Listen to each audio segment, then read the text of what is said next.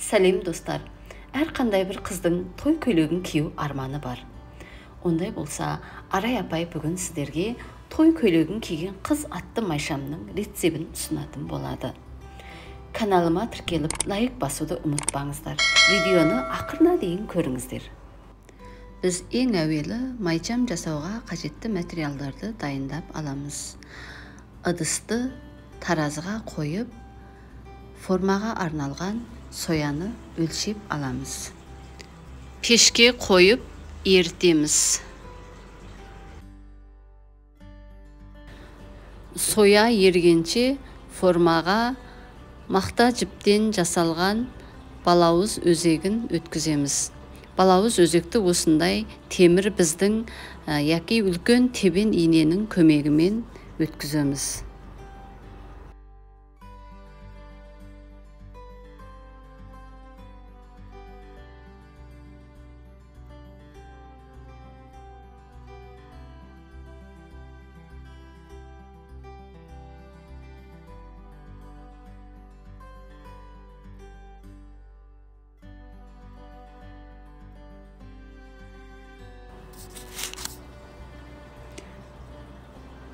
Soyanın gradüsü 80-85 gradus aynalasında peşten alıp efir mayın kuyamız.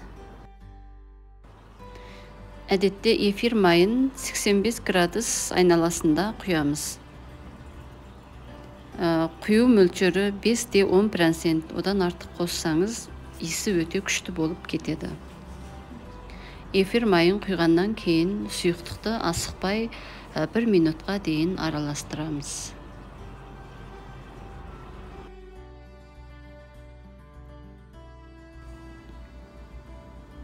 Бұл жылу өткізгіш мылтығы.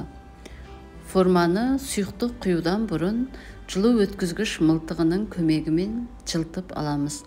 Осылай істегенде жасаған балауыз шамымыздың сырты тегіс әдемі болып шығады. Сұйықтықты формаға құямыз.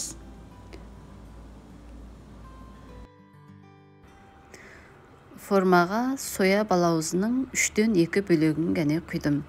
Өйткені мен бұл қыздың көйлегінің етегін күлгін түске боямақшымын.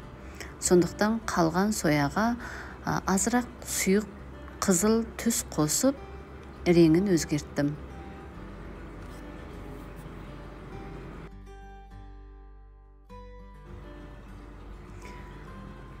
Формаға құйылған балауыздың сыртқы бөлектері ағарып қата бастаған кезде боялған сояны құямыз. Бұл кездегі сояның градусы 60-65 градус айналасында болу керек.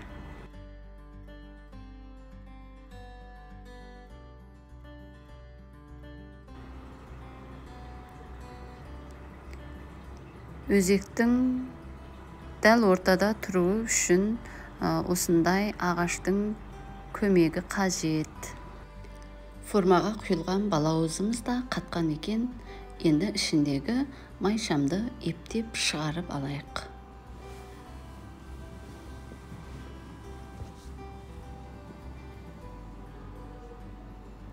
Міне қарасаңыз, осындай әдемі той көйлегін киген қыздың майшамы дайын болды. Егер сіз осындай әдемі майшамға заказ бергіңіз келсе, не болмаса осы бір романтикалық майшам жасаудай өнерді игергіңіз келсе, міндетті түрде менің инстаграм парақшама тіркеліп, Арай апаймен хабарласуды ұмытып қалмағайсыз. Рахмет сізге.